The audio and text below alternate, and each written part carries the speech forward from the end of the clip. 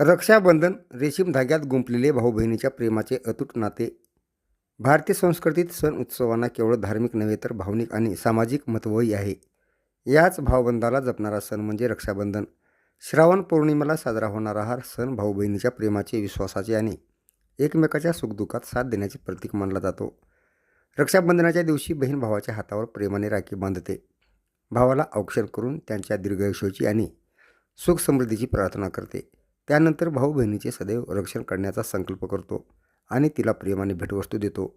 त्यामुळे राखीचा हा छोटासा धागा केवळ एक धार्मिक विधी न राहता भावा बहिणीच्या नात्यातील जिव्हाळ्याची आठवण करून देणारा भावनिक बंध बनतो.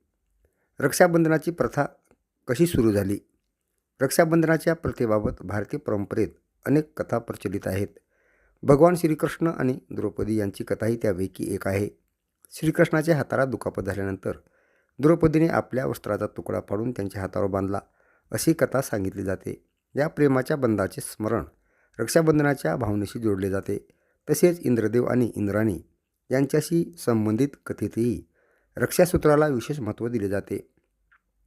विविध ऐतिहासिक आणि लोकपरंपरांमध्येही रक्षासूत्र बांधण्याची प्रथा आढळते.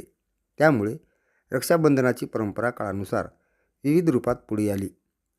राखी म्हणजे केवळ संरक्षणाचा धागा नाही. पूर्वी रक्षाबंधनाचा अर्थ प्रामुख्याने बहिणीच्या रक्षणाची जबाबदारी भावाने स्वीकारणे असा घेतला जात होता. मात्र बदलत्या काळानुसार या सणाचा अर्थही व्यापक झाला आहे. आज भाऊ बहिणीचे आणि बहीण भावाचे सुखदुःखात रक्षण व साथ देण्याची भावना व्यक्त करतात.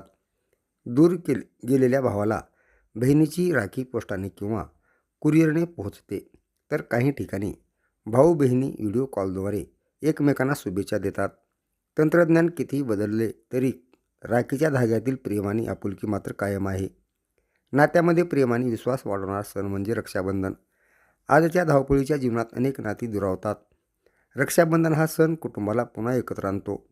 बालपणीच्या आठवणी, एकमेकाशी केलेली भांडणे, पुन्हा झालेली मैत्री आणि आयुष्यभराची साथ, या सगळ्या आठवणी राखी बांधताना डोळ्यासमोर उभ्या राहतात. रक्षाबंधनाचा खरा संदेश हा केवळ रक्षण करण्यापुरता मर्यादित नसून एकमेकांच्या भावना समजून घेणे, संकटात साथ देणे, नात्यात विश्वास ठेवणे आणि प्रेम जपणे हा आहे. रेशीम धागा छोटा असला तरी त्यात भावंडांच्या आयुष्यभरांच्या प्रेमाची, विश्वासाची आणि आठवणीची मोठी गोष्ट गुंफलेली असते. म्हणूनच रक्षाबंधन हा केवळ सण नाही तर भाऊ बहिणीच्या अतूट नात्याचा उत्सव आहे.